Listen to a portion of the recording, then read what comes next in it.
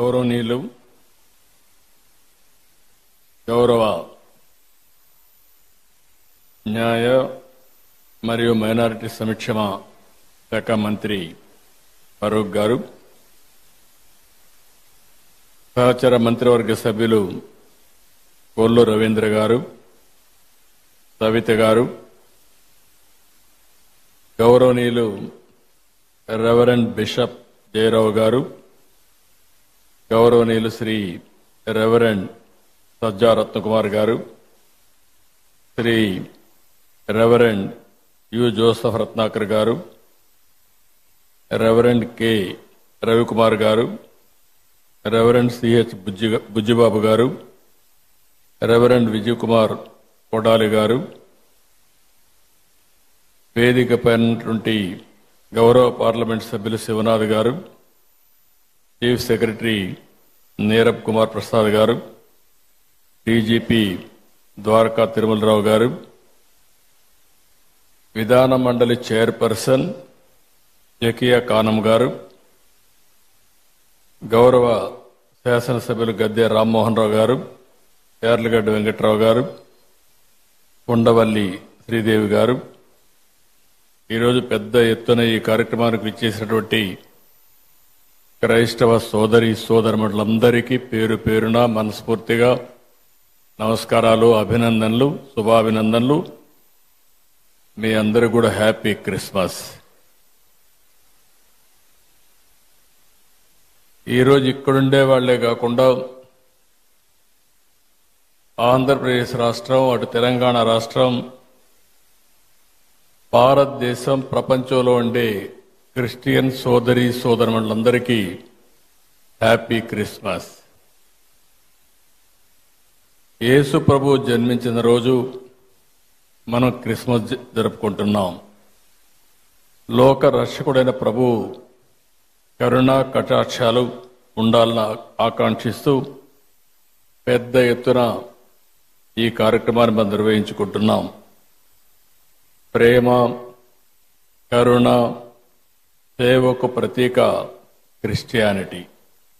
నేను ఎన్నో సందర్భాల్లో చెప్పాను, ఎక్కడైనా ఒక మంచి హాస్పిటల్లో మెరుగైన సేవలు అందిస్తున్నారంటే ఇప్పుడు కాదు, స్వతంత్రం రాకమునప్పటి నుంచి కూడా ఒక మంచి కాలేజీ పెట్టి పేద పిల్లలకు మంచి చదువు ఇప్పించారంటే అది క్రిస్టియన్ ఇన్స్టిట్యూషన్సే పెద్ద ఎత్తున చేశాయి.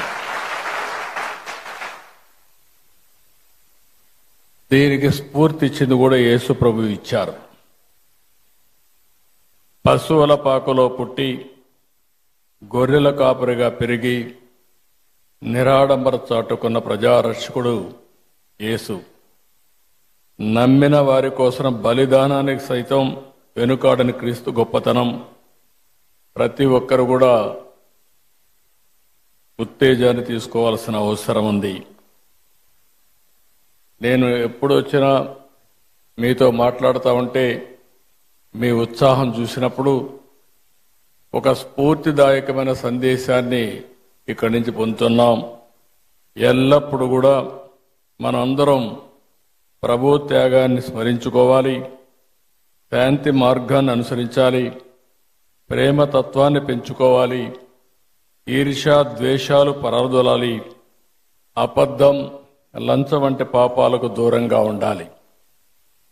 ఈరోజు రోజు రోజుకు విలువలు పడిపోయే ఈ సమయంలో కనీసం మనం చూస్తే డిసెంబర్ నుంచి జనవరి అంతవరకు కూడా, ఫస్ట్ వీక్ అంతవరకు కూడా ప్రపంచమంతా పెద్ద ఎత్తున జరుపుకునే ఏకైక పండుగ ఈ క్రిస్మస్ అని చెప్పి కూడా నేను మీకు తెలియజేస్తున్నా.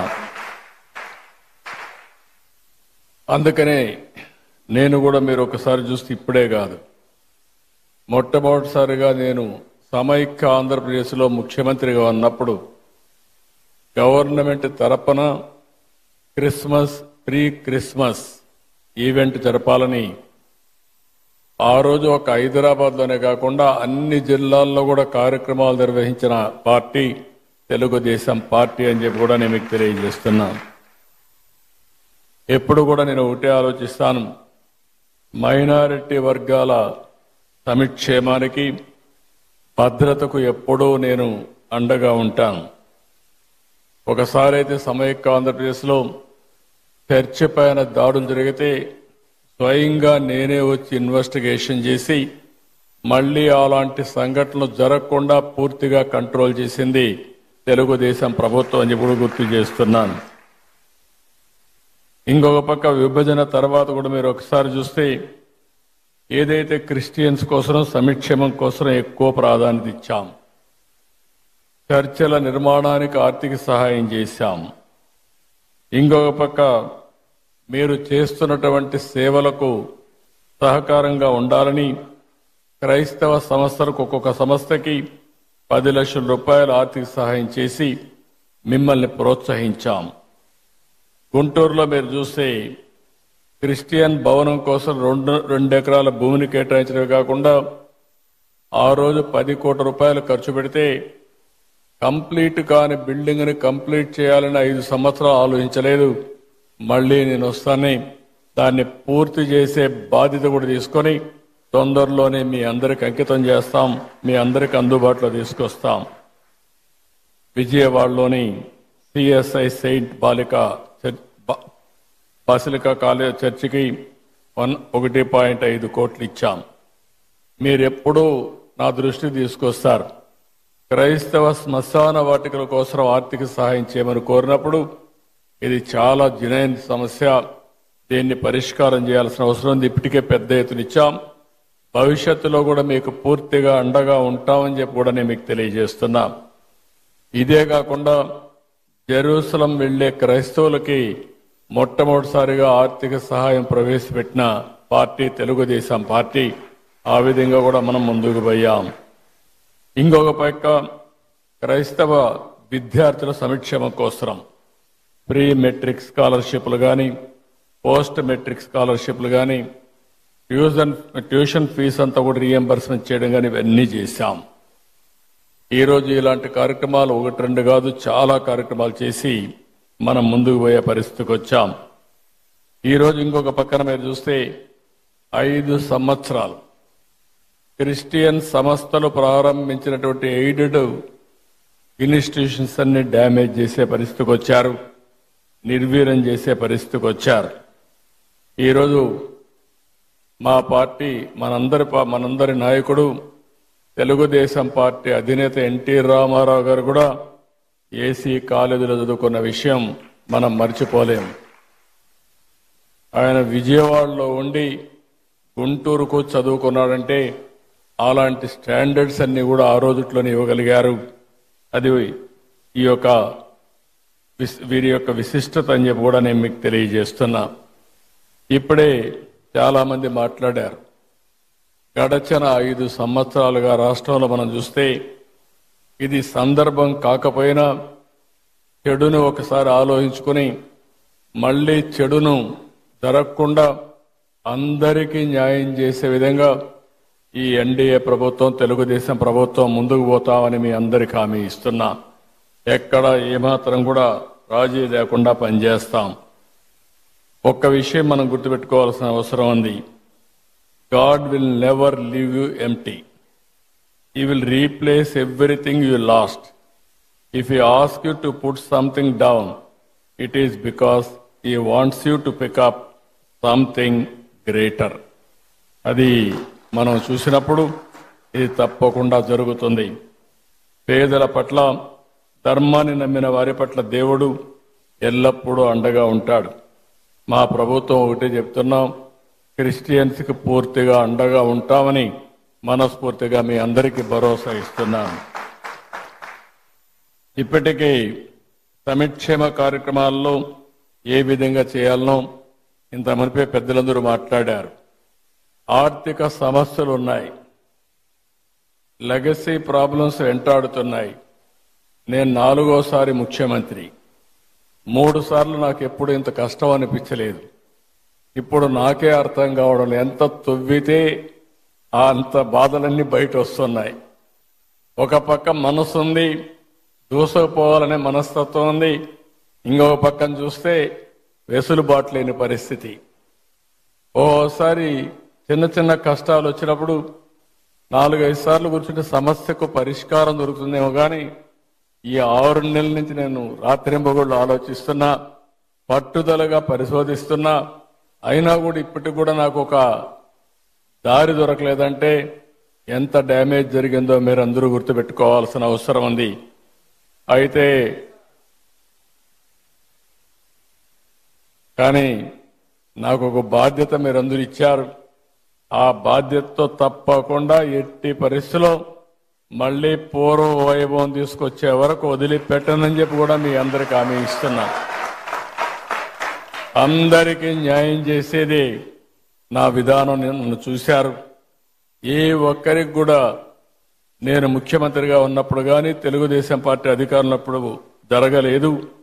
మొన్నే మీరు చూస్తే పాస్టర్స్కి ఫాదర్స్కి ఆ రోజు పెట్టిన ఆందోళన మా వాళ్ళు ఎన్ని కష్టాలు ఉన్నాయన్నా కాదు, ఈ క్రిస్మస్ సందర్భంగా దాన్ని క్లియర్ చేయాలని నేనే సంతకం పెట్టి క్లియర్ చేశానని చెప్పి కూడా నేను మీకు తెలియజేస్తున్నా.